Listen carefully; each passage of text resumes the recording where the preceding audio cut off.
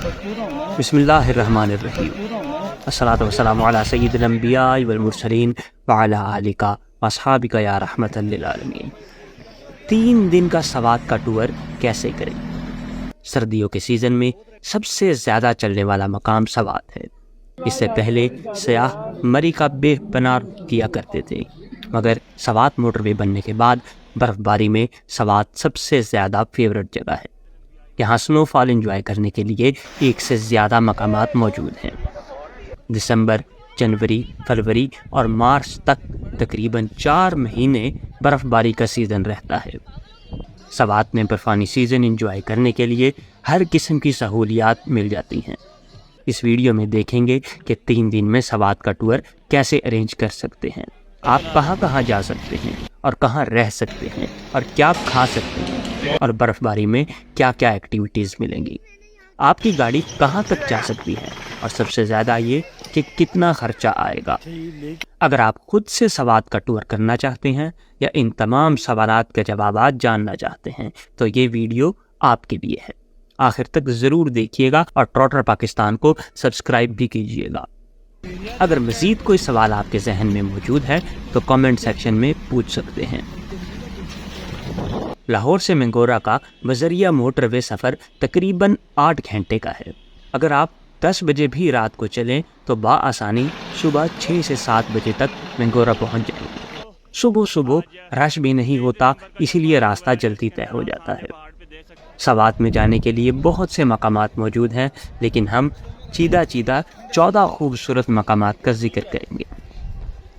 3 دن کے سوات کے ٹور کے لیے ان مقامات میں سے آپ انتخاب کر سکتے ہیں: مالم جبہ، بحرین، مدین، کالام، اوشو فارسٹ، مٹلتان آبشار، بلوگا ویلی، مہوڈن لیک، سیف اللہ جھیل، نصر اللہ جھیل، بلو واٹر، دھماکہ جھیل، اتروڑ اور دیسان میڈوز۔ نمبر 1، مالم جبہ۔ برف باری میں سوات کی سب سے خوبصورت جگہ مالم جبہ ہے۔ یہ مینگورہ سے تقریباً 1 سے 1.5 گھنٹے کی مسافت پر موجود ہے۔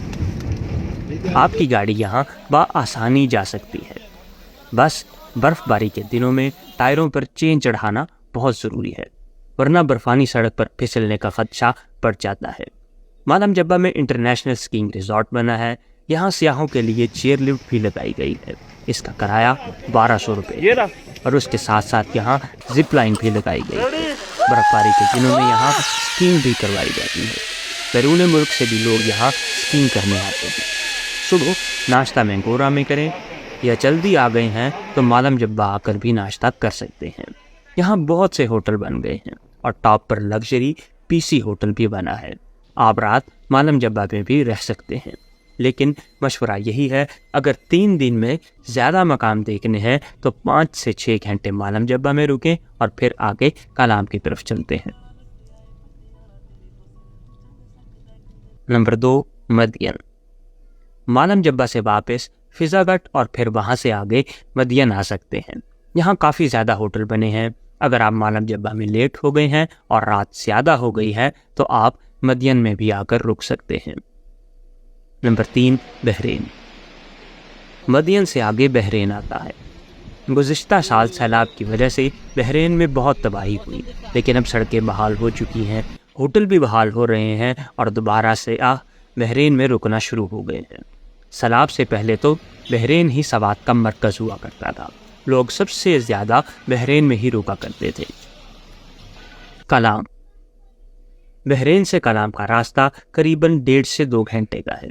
سیلاب کے بعد قریباً ٹوٹل 15 کلومیٹر کے پیچز خراب ہوئے ہیں اور اب کافی روڈ بحال ہو چکی ہے اور آسانی سے کالام پہنچا جا سکتا ہے۔ مالم جبہ سے آپ 3 سے 4 گھنٹے میں آسانی سے کالام آ سکتے ہیں۔ راستے کی سڑک بہترین بنی ہے۔ اگر مالم جبہ سے 3 بجے بھی نکلیں تو 6-7 بجے تک آپ کالام آ جائیں گے۔ یہاں آپ کو ہوٹلز کی رینج مل جائے گی۔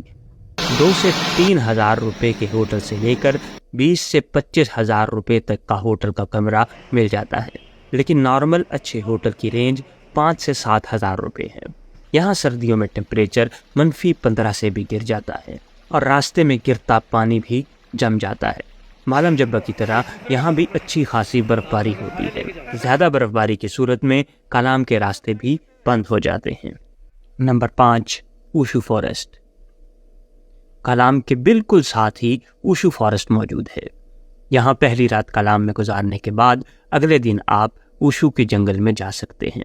یہ ایک گھنا اور بڑا جنگل ہے۔ کالام سے آپ پیدل بھی اوشو فارسٹ تک جا سکتے ہیں۔ گرمیوں اور برف باری دونوں موسموں میں یہاں سیاح جاتے ہیں اور اونچے اونچے درختوں والے گھنے جنگل کی فیلنگ انجوائے کرتے ہیں۔ برفانی دنوں میں زیادہ لوگ اوشو کے جنگل میں آتے ہیں۔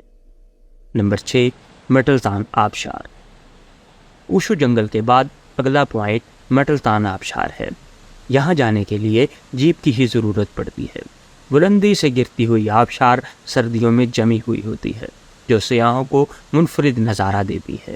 یہاں سیاح کچھ دیر روک کر تصاویر بنوا کر آگے چلے جاتے ہیں۔ Number 7، پلوگا valley. مٹلتان کے بعد اگلا پوائنٹ پلوگا ویلی ہے۔ جب سوات میں زیادہ برف باری ہوتی ہے تو پلوگا ویلی آخری پوائنٹ ہوتا ہے۔ زیادہ برف باری کی صورت میں گاڑی آگے نہیں جا سکتی۔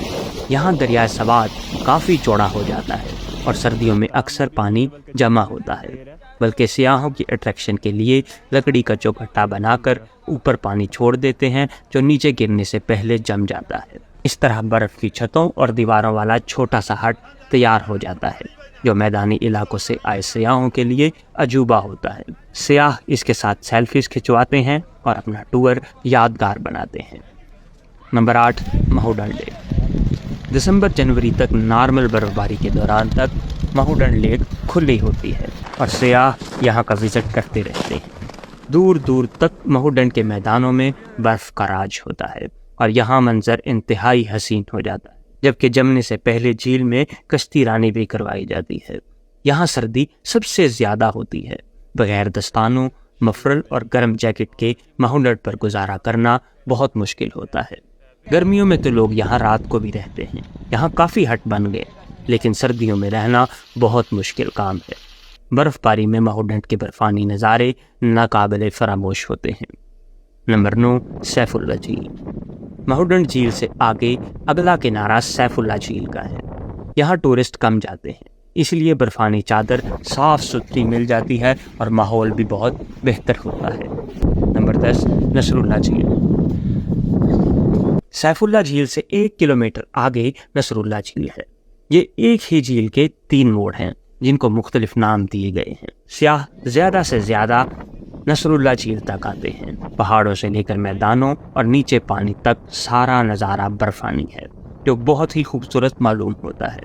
کالام سے یہاں تک آنے کے لیے 3 گھنٹے لگتے ہیں اور 3 گھنٹے ہی واپس جانے پر لگیں گے، اس لیے وقت کے حساب پر اپنے واپس جانے کا سفر شروع کر دیں۔ اوشو سے لے کر نصر اللہ جھیل تک آپ کا پورا دن لگ جاتا ہے اور یہ سارا جیپ کا راستہ ہے، اور واپس آ کر آپ کالام میں ہی اسٹے کر سکتے ہیں۔ نمبر 11، بلو واٹر۔ اگر آپ مہوڈن جھیل نہیں جانا چاہتے تو نزدیک ہی بلو واٹر بھی موجود ہے، وہاں تک بھی جیپ جاتی ہے۔ کالام سے اتروڑ والی سڑک پر بلو واٹر آتا ہے۔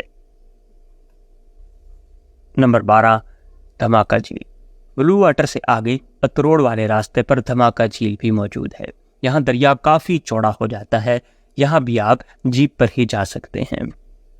نمبر 13، اتروڑ۔ دھماکہ جھیل کے بعد اتروڑ کا گاؤں آتا ہے۔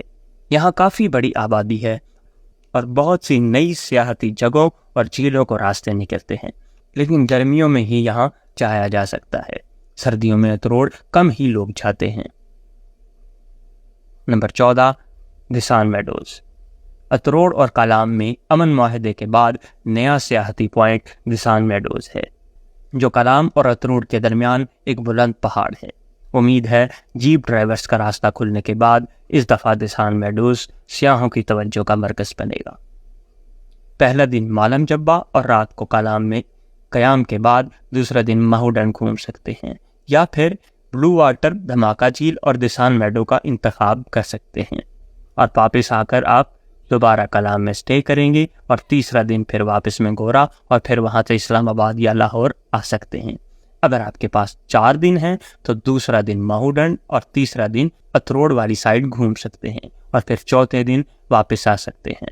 ورنہ 3 دن میں مالم جبہ اور کلام کو تو آسانی سے گھوما جا سکتا ہے۔ اگر ویڈیو اچھی لگے تو ٹراٹر پاکستان کو ضرور سبسکرائب کیجیے گا۔ دیکھتے رہیے ٹراٹر پاکستان۔